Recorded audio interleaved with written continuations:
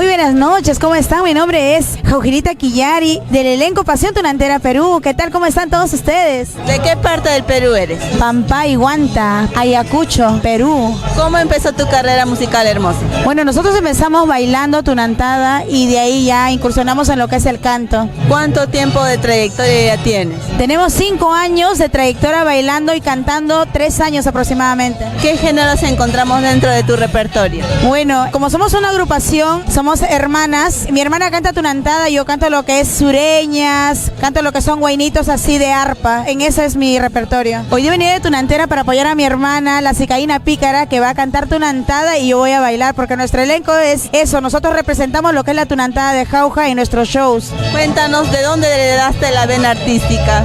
De tanto de padre y madre, porque mi papá también es locutor y también le gusta el canto, y la familia de mi papá igualmente, y de mi mamá igualmente también les gusta el canto, pero no lo han hecho profesionalmente. Mi papá sí se dedicó a lo que es la locución más que todo. Para tus seguidores, cuéntanos, ¿cuándo es tu cumpleaños? ¿Qué edad tienes, si es que se podría saber? Mi cumpleaños es el 24 de agosto y mi edad es... no lo puedo decir, calculen por favor.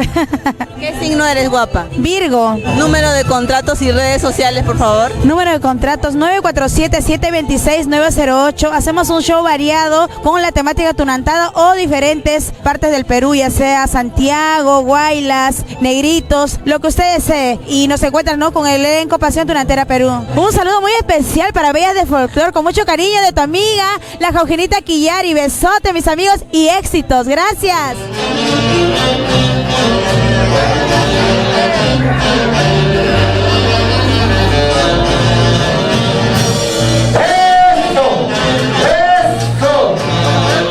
Señoras y señores, antes el paso de esta elegancia a la entrada